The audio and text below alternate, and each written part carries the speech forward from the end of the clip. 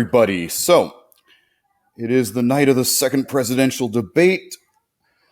I don't know if you can stomach watching it. I don't know if I can either, but we are here to talk today about something that's been not mentioned at all in the first two debates and barely mentioned on the campaign trail in 2020, the federal education policy, the current Secretary of Education, and who might be replaced in the event that Biden does go on to victory and replace Trump. So this is not really to make a partisan political statement. It's just to think out, what do we need as teachers and how do we go about pushing for that on the national level? So just to remind people who Biden's talking about here in this tweet from yesterday, he's talking about Secretary of Education Betsy DeVos. I'm sure most people who are watching this already know who she is.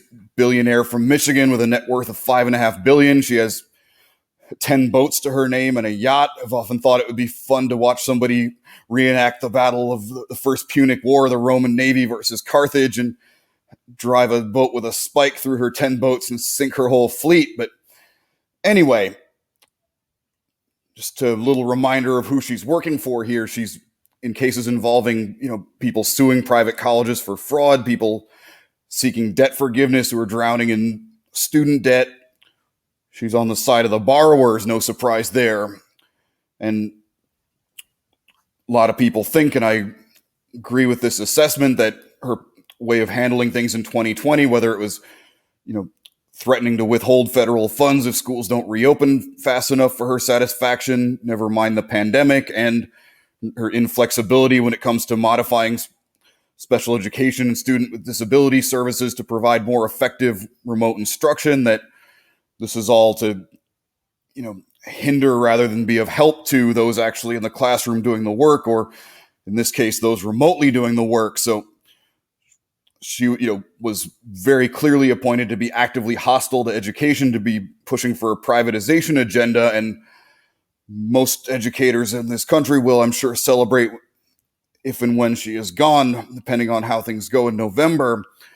But let's take a little trip back through time and remember what things were like in the previous administration, and remember that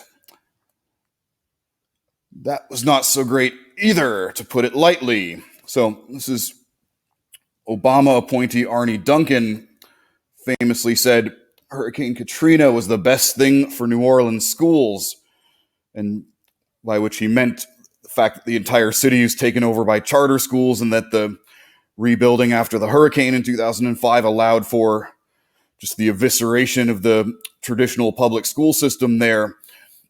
So that's somebody who was, a Democratic Obama appointee, and he apologized for the reference to Katrina, but I think he was, showing his cards here in terms of who he's really working for and what his agenda is, that he's more for the charterization and privatization of education and not there with the rank and file classroom teacher.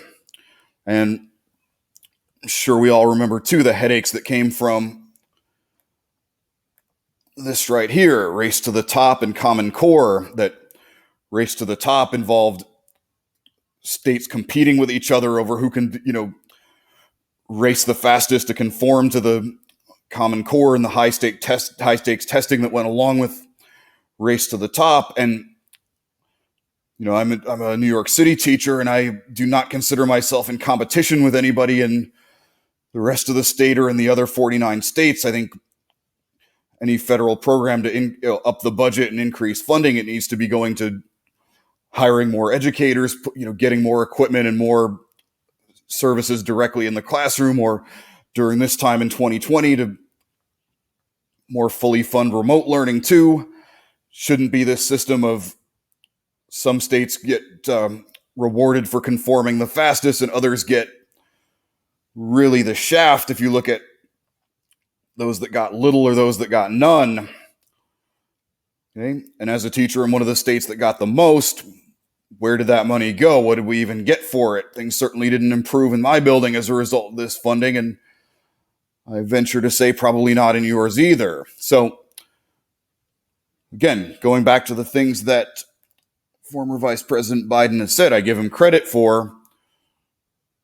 saying he wants to have a real teacher in charge, that he wants a public school educator. However, those of us working in New York City know, current and the last chancellor were people that were former educators. The president of the AFT is somebody who, put in 1 year at the school where I work, Clara Barton High School, and then just put that on her resume and continued her political career as, working her way up to being a union official. And people who have had some sort of education experience, people who can put that bullet on their resume, I was a public school educator, doesn't necessarily mean they're really going to be there with the classroom teachers and the rank and file educators as we struggle to survive this, economic crisis and pandemic and everything that's going on in the world. I mean, the status quo of education 10 years ago was in a terrible state. It's worse now. And, just having somebody who has that on their resume that they were a public school educator isn't enough. It's got to be somebody that's really going to be listening to and working on behalf of students, families, teachers, paras, everybody that's, really doing the work and really delivering the instruction. So I'm curious to know, and you can post in the comments below, reply to me on Twitter or Facebook or whatever. If you could pick somebody to be the next Secretary of Education, who would it be? What should we do in terms of holding those accountable who are making these promises? And when it comes to Biden, when he says public school educator, is it going to be somebody with a, lifetime of work in the classroom who's really dedicated, or is it just going to be some, political opportunist who put in their couple years and then, is moving up in the world pursuing some title? So something we definitely need to think about, because this, very well could be a reality. And depending on how the election goes, sooner than later, we'll need to be thinking about this, not only in terms of who's at the top Secretary of Education, but how do we push for what we need at the, the national, state, local level, because things were not good before. They're worse than they've ever been. And need to be keeping up the struggle, keeping up the fight to get what we need. So thanks, everybody. Have a great day. Solidarity.